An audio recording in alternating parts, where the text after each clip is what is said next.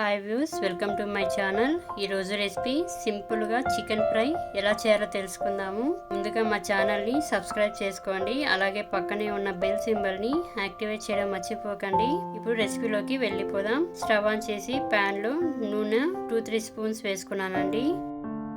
చెక్క కొంచెం, 2 లవంగాలు వేసి, ఇది పించ్ ఆఫ్ టేస్టింగ్ సాల్ట్ అండి వేసి, అందులో తరిగిన ఉల్లిపాయ ముక్కలు 2గా వేసి కాసేపు బాగా గోధుమ రంగులో వచ్చే వరకు వేగించుకోండి. అందులో తగినంత ఉప్పు కూడా వేసుకొని మరో 2 నిమిషాల పాటు బాగా వేగించుకోండి.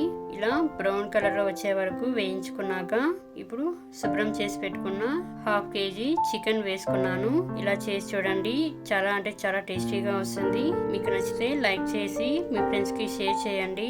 ఇప్పుడు 2 తరిగి పెట్టుకున్న పచ్చిమిర్చి, అలాగే కారం పొడి 1.5 స్పూన్ వేసి, పసుపు 1/2 స్పూన్ వేసి కాసేపు వేగనివ్వండి.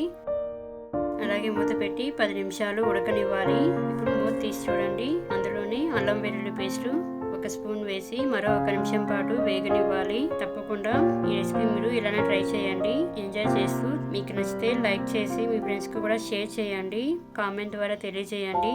ఇప్పుడు పెరుగు 2 స్పూన్స్ వేసుకొని మరో 2 నిమిషాల పాటు బాగా వేగించుకోండి. తక్కువ ఫ్లేమ్లో అడ్జస్ట్ చేసుకోవాలి. ఇప్పుడు అలాగే 1 spoon garam masala, 1 spoon chicken masala వేసి మరో 1 నిమిషం పాటు వేగించుకోవాలి. 3 నిమిషాల పాటు మూత పెట్టి వదిలేయాలండి. ఇప్పుడే మసాలా అంతా ముక్కలకు పడుతుంది. ఇప్పుడు మూత తీసి 1 నిమిషం పాటు వేయించుకోవాలి. ఇప్పుడు చివరిగా ధనియా పొడి 1 టీ స్పూన్ వేసి మరో 1 నిమిషం పాటు కలుపుకోవాలి. ఇలా చేసి పెడితే మా పిల్లలు చాలా అంటే చాలా ఇష్టంగా తినేస్తారు వేడివేడిగా. మీరు కూడా ఇలానే ట్రై చేయండి. తప్పకుండా మీకు ఎలాంటి రెసిపీస్ కావాలో కూడా మాకు తెలియజేయండి కామెంట్ ద్వారా. అలాగే చివరిగా కరివేపాకు కొత్తిమీరతో గార్నిష్ చేసుకొని మరో 1 నిమిషం పాటు వేగించుకోవాలి.